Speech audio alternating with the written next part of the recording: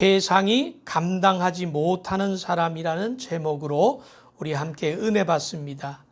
세상이 감당하지 못하는 사람. 우리가 지금 코로나 팬데믹으로 아주 살아가는데 세상이 아주 빠르게 변하고 있습니다. 그런데 많은 사람들이 지금 이 시대에 대해서 잘 어떤 시대인지를 모르고 그냥 예전에 살아가던 그 삶으로 살아가는 사람들이 아주 많이 있습니다. 미래에 대한 관심이 별로 없습니다. 많지가 않습니다. 그래서 그냥 여전히 5년 전, 1년 전, 10년 전과 같이 어쩌면 무엇을 먹을까, 무엇을 입을까, 무엇을 마실까, 그런 어떤 그 삶 속에서 살아가는 사람들이 참 많습니다.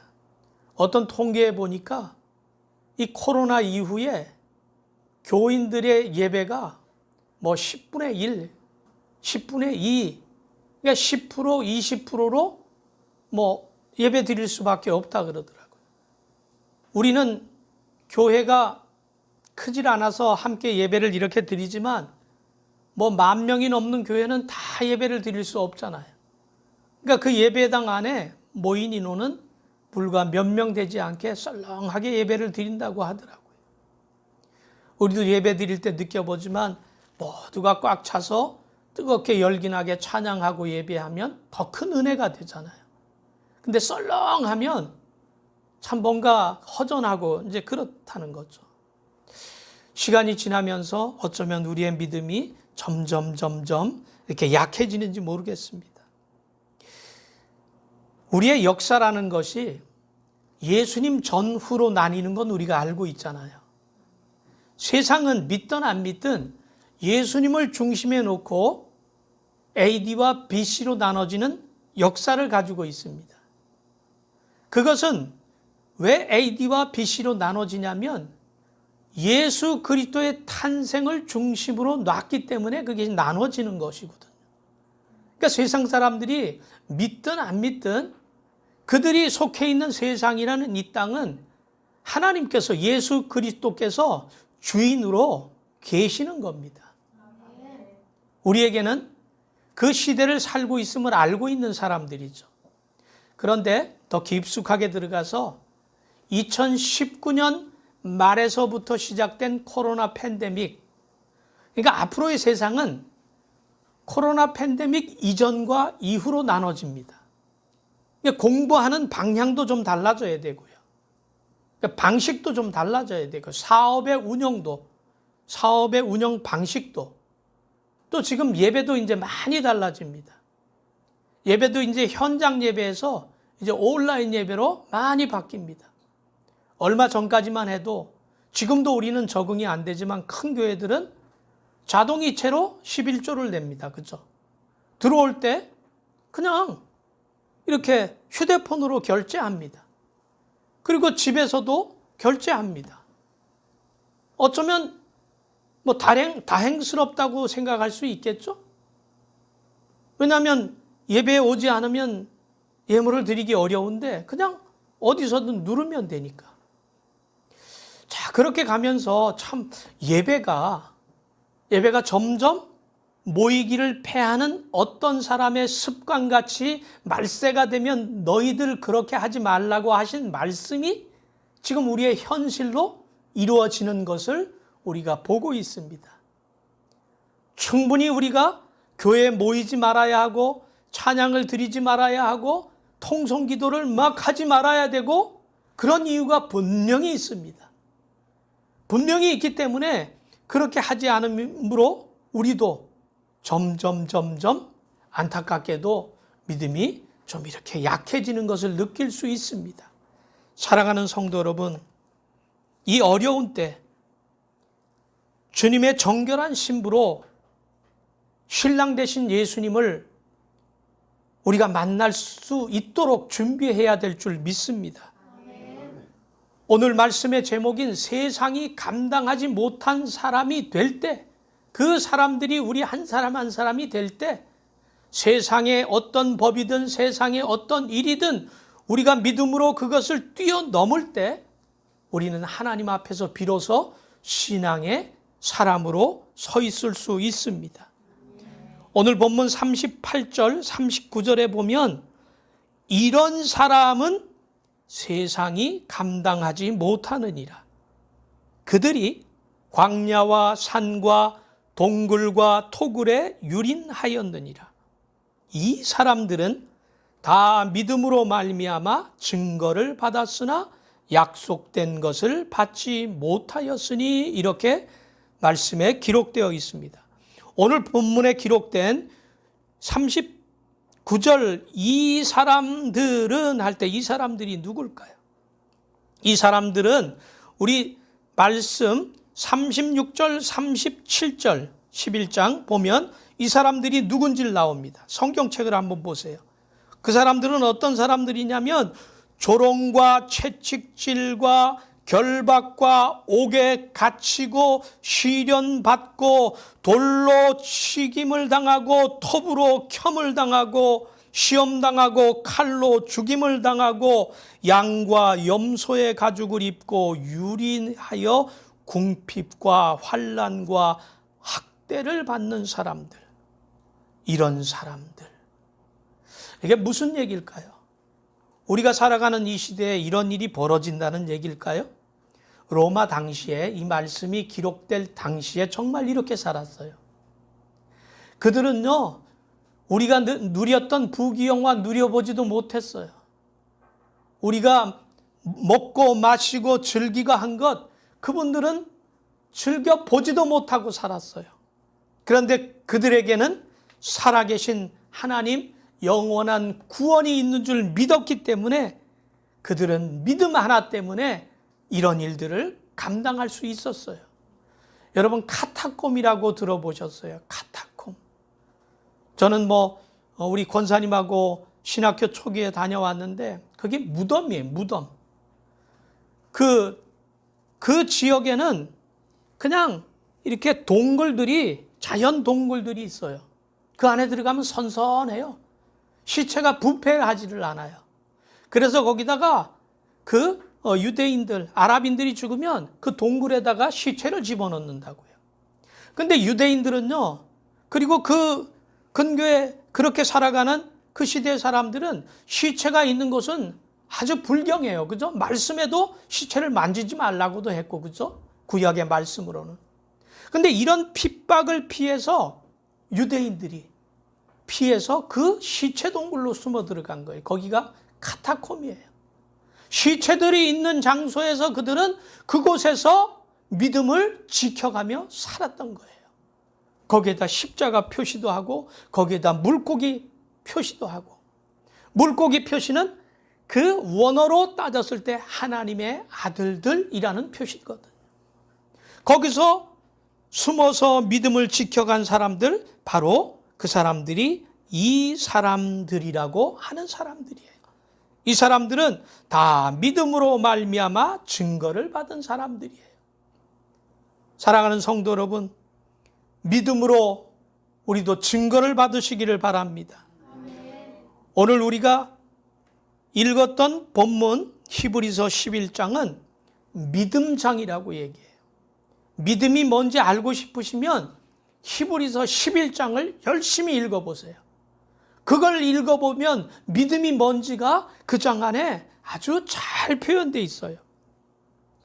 믿음이 뭐예요? 우리가 은행에다 돈을 맡길 때, 예금을 할 때 은행이 내가 찾고 싶을 때 언제든지 그 돈을 돌려줄 줄 믿기 때문에 예금을 하잖아요. 우리가 친구하고 약속을 할 때 그 약속 장소에 나아가는 것은 그 친구가 약속된 시간에, 그 시간에 분명히 올 줄 믿기 때문에 나아가는 거잖아요. 만약에 은행을 믿지 못한다면 우리 은행에다가 예금할 수 없습니다. 친구를 믿지 못한다면 친구와의 약속에 그 약속 장소에 나갈 수가 없습니다. 그런데 말이죠, 하나님이 말씀하시는 성경의 믿음은 그런 믿음을 믿음이라고 얘기하는 것이 아닙니다. 믿음은 하나님의 약속을 믿는 믿음입니다. 하나님이 하신, 하나님과 우리와의 약속하신 성경에 기록된 하나님이 말씀하신 그 말씀이 우리를 향한, 내가 하나님을 향한 믿음입니다. 하나님은, 말씀은 우리의 하나님이고, 말씀은 우리의 예수님이고, 말씀은 우리의 성령님이신 줄 믿습니다. 우리에게 믿음의 증거들이 있어야 합니다. 성경에는 믿음의 선조들이 세상에서 어떻게 살아왔는지 11장에 자세하게 기록되어 있습니다. 아브라함이 하나님의 부름을 받고 네 친척과 고향과 가족을 떠나 내가 내게 지시할 땅으로 가라, 그렇게 말씀하셨을 때 아브라함은 갈 바를 알지 못하고 갔다고 합니다. 믿음으로. 앞으로 그 인생에 어떤 일이 벌어질지 알지 못하지만, 내가 어떻게 살아갈지, 무엇을 먹을지, 어디로 가야 할지 알지 못하지만, 오직 그는 하나님의 음성을 듣고 하나님의 말씀에 순종해서 그 믿음으로 나아갔던 겁니다. 노아가, 하나님이 노아에게 방주를 지라고 말씀하셨을 때 노아는 그 말씀을 믿고, 그리고 사람들에게 조롱을 당하고 그냥 바보 취급당하지만 믿음으로 방주를 노아는 만들었던 겁니다. 또 가인과 아벨이 하나님께 제사를 드리며 자기의 노력의 결과를 하나님 앞에 드렸지만 아벨의 예배와 제물만 하나님께서 받으셨습니다. 자, 우리 함께 창세기 43장 3절 4절을 같이 읽겠습니다. 시작. 세월이 지난 후에 가인은 땅의 소산으로 제물을 삼아 여호와께 드렸고, 아벨은 자기도 양의 첫 새끼와 그 기름으로 드렸더니 여호와께서 아벨과 그의 제물을 받으셨으나 가인과 그의 제물을 받지 아니하신지라. 아멘. 여러분, 우리가 이 본문 설교를 많이 듣긴 했지만 여러분 생각해 보십시오. 그냥 가인은 농사꾼이에요. 그래서 농사진 것, 아주 가장 좋은 것, 그 예물을 하나님 앞에 드린 거예요. 첫 예물을.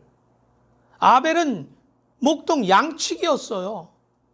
그래서 양을 드렸던 거예요. 도대체 뭐가 잘못된 거죠?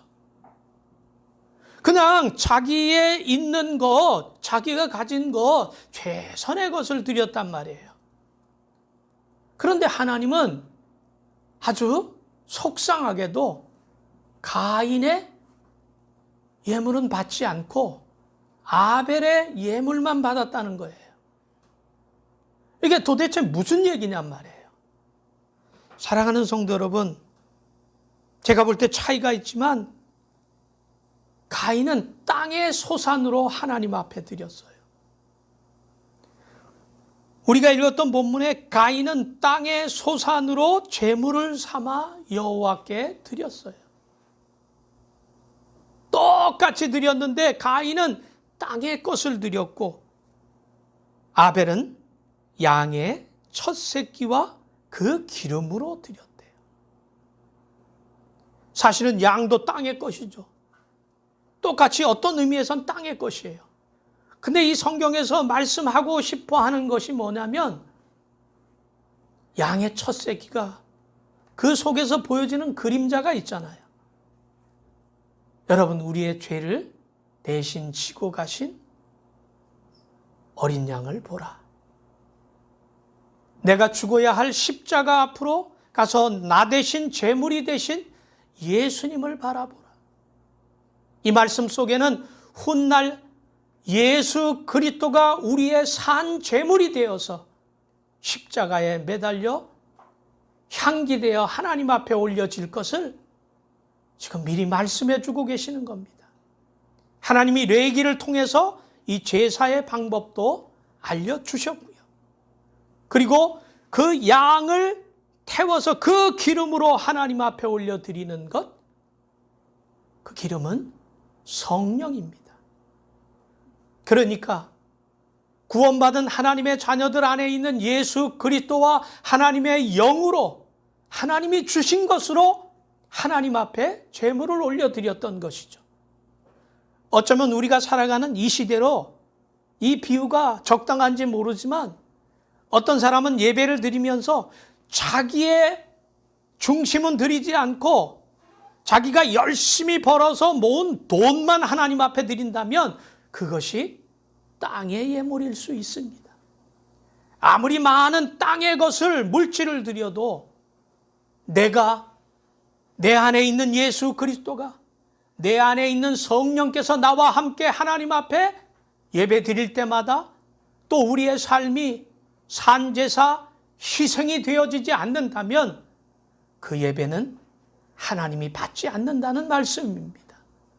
사랑하는 성도 여러분, 그래서 우리 교회가 위에 보시면 나오지만 하나님은 영이시니 예배하는 자가 신령과 진정으로 예배하라는 겁니다. 하나님은 우리의 영의 예배를 받기를 원하십니다. 사랑하는 성도 여러분, 우리에게 믿음의 증거가 있습니까?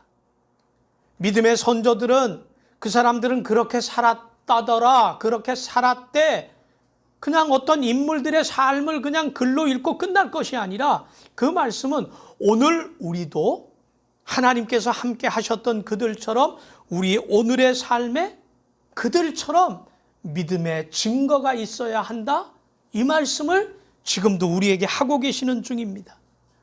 사랑하는 성도 여러분, 그래서 우리에게 은혜가 필요한 겁니다. 그 은혜가 여러분들 삶 속에 함께 하시기를 예수님의 이름으로 축복합니다. 이런 찬양을 들어보셨죠?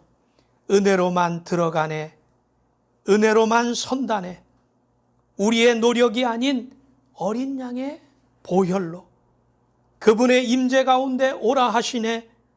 우리를 부르신 그곳 은혜로 들어가네. 우리가 은혜로 들어가고 은혜로 살 수밖에 없음을, 예수 그리스도의 어린 양의 보혈의 피로 살 수밖에 없음을 고백하시기 바랍니다. 우리의 열심과 노력이 아닌 하나님이 부어주시는 은혜로 그 말씀의 능력으로 하나님을 기쁘시게 해드리는 성도들이 되시기를 축복합니다. 하나님이 무엇으로 기뻐하시겠습니까? 우리가 드리는 예물로 기뻐하시겠습니까? 하나님은 우리의 믿음을 기뻐하십니다. 하나님은 여러분 한 사람 한 사람의 참된 믿음을 받으시고 그것을 기뻐하시는 줄 믿습니다. 히브리서 11장 6절 함께 읽겠습니다. 시작. 믿음이 없이는 하나님을 기쁘시게 하지 못하나니 하나님께 나아가는 자는 반드시 그가 계신 것과 또한 그가 자기를 찾는 자들에게 상 주시는 이심을 믿어야 할지니라. 아멘. 이 말씀을 보면 참 하나님이 얼마나 좋으신 분이냐면 먼저 반드시 하나님이 계신 것을 믿어야 한대요. 그 사람들을 구원받은 사람이라고 얘기하죠. 하나님이 먼저 택하시고 부르시고 부름받은 사람들은 하나님이 계신 것을 먼저 믿는 거예요. 우리는 믿잖아요. 그죠? 세상에 있는 사람들은 하나님이 계신 것을 믿지 않기 때문에 하나님 앞에 나오지 않는 것이죠. 이 천지를 창조하신 분이 살아계심을 믿지 않기 때문에 예수님도 믿지 않는 것이죠. 그런데 그 하나님은요, 우리를 불러놓고 왜 불렀는 줄 아세요? 복음을 전하기 위해서도 불렀지만 오늘 말씀을 보면 상 주시려고 불렀다는 거예요.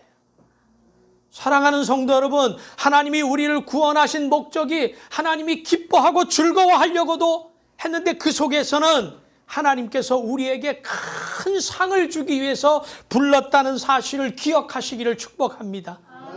그 상이 어떤 그림인지 어떤 상인지는 우리는 알 수 없지만 우리는 육신이기에 그 상이 이 땅에서는 그냥 물질이 되기를 원하고 권세가 되기를 원하지만 비록 이 땅에서 그것을 받지 못한다 할지라도 하나님께서 예비하신 그 놀라운 상급의 주인공들이 다 되시기를 예수님의 이름으로 축원합니다.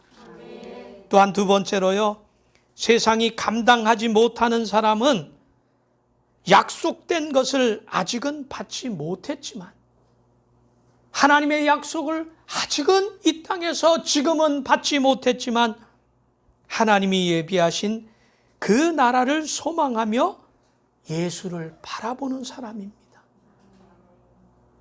하나님의 그 상 놀라운 은혜, 그 축복이 내 삶 속에 아직은 없지만 하나님이 예비하신 그 나라를 소망하며 예수님을 바라보는 사람들이 되시기를 축복합니다. 우리 본문 12장 1절 2절 같이 읽습니다. 시작.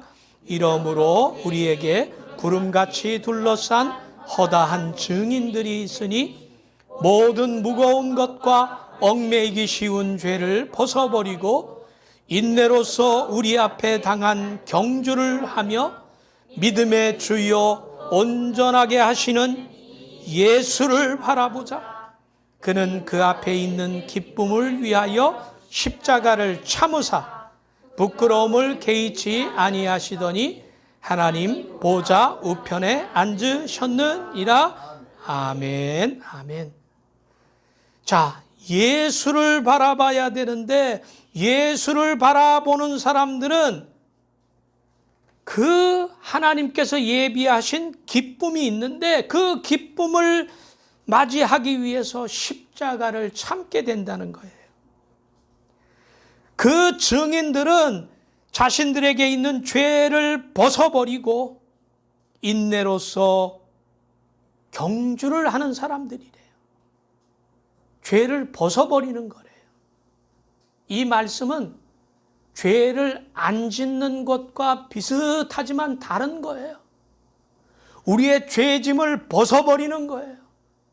그래서 수고하고 무거운 짐진 자들아 다 내게로 오라. 그리고 그 짐을 내게 맡기라 그랬잖아요. 우리의 죄짐을 주님 앞에 맡기고 하나님의 그 십자가, 예수님의 사랑의 옷을 우리가 입는 거예요. 그리고 하나님께서 주신 그 은혜를 가지고 믿음의 경주, 믿음의 삶을 우리가 살아가는 것입니다. 그 삶이 바로 믿음의 주요 온전케 하신 예수를 바라보는 삶입니다.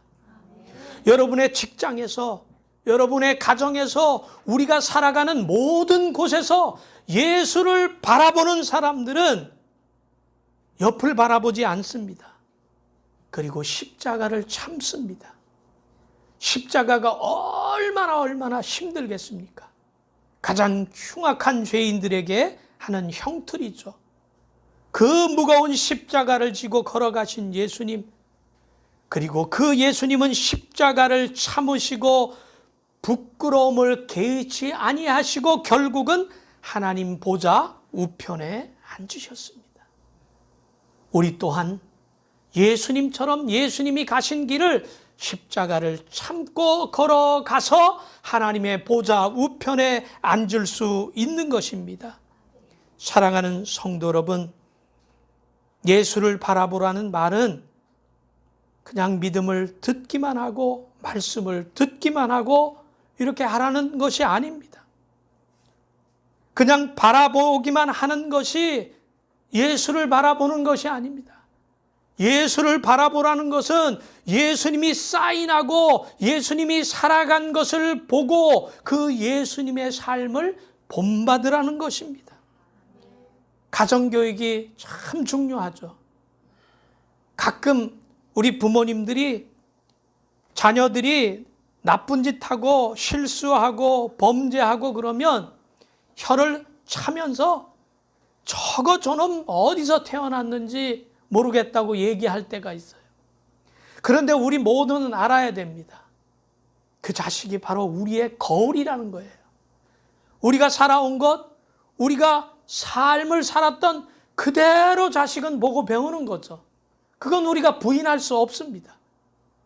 우리가 왜 자녀들이 믿음 생활 잘할 수밖에 없어요? 내가 잘하니까, 열심히 하니까 그것을 보고 자녀들이 따라오는 겁니다.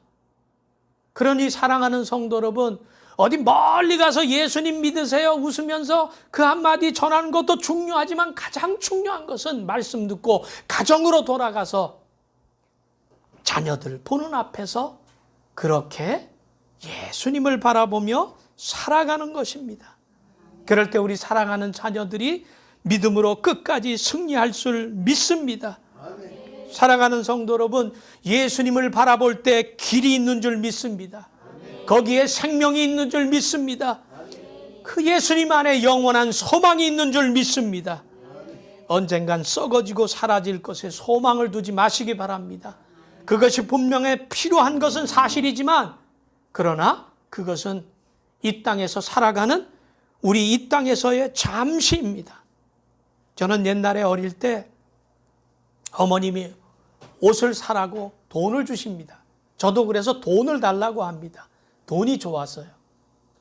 근데 돈을 주면, 예를 들어서 뭐 지금으로 따지면 10만 원을 주면 그냥 10,000원짜리 옷을 3개를 사요. 그리고 나머지를 써버리죠. 근데 개수는 많지만 그냥 싸게 사면 그 옷이 흐지구리해서 인생이 흐지구리 하더라고요. 그래서 가끔 생각하면 우리 여성분들이 메이커 좋아하고 명품 좋아하는 게 이해가기다 해요. 그 좋은 게 좋은 거니까. 제가 가구점을 했거든요. 가구점을 하면 그냥 눈에 보이게 이쁜 싼 가구들을 사면 당장은 예쁜데 이사 한 번 가면 다 망가져요. 장롱도. 근데 좋은 가구는 한 번 사놓으면 몇 번 이사 가도 망가지지 않아서 바꿀 수가 없는 거예요. 사랑하는 성도 여러분, 하나님이 우리에게 더 좋은 것을 예비하셨대요. 세상의 것보다 비교할 수 없는 더 좋은 명품을 여러분들을 위해서 준비해 놓으신 줄 믿습니다. 세상이 감당하지 못하는 정말 아름답고 멋진 그것을 준비해 주셨습니다. 성도들은요, 그것을 바라보며 살아가는 사람들입니다. 사랑하는 은혜와 진리교회 성도 여러분, 앞으로 믿음 지키기가 더 어려운 시대를 살아갑니다. 그 어려운 시대를 어떻게 믿음으로 이겨나갈 수 있겠습니까? 여러분, 우리 한 사람 한 사람이 믿음으로 세상이 감당하지 못하는 사람들이 되어야 할 줄 믿습니다. 우리 안에 있는 믿음으로 세상이 우리를 컨트롤할 수 없는, 내 목숨과 하나님을 비교할 때 죽어도 예수님을 부인하지 않을 수 있는 그런 믿음의 사람들이 되시기를 축복합니다. 이제 우리가 아까 찬양했지만 그 찬양으로 고백하며 잠시 기도하는 시간을 가지겠습니다. 우리 찬양하며 주님 앞에 나아갑니다.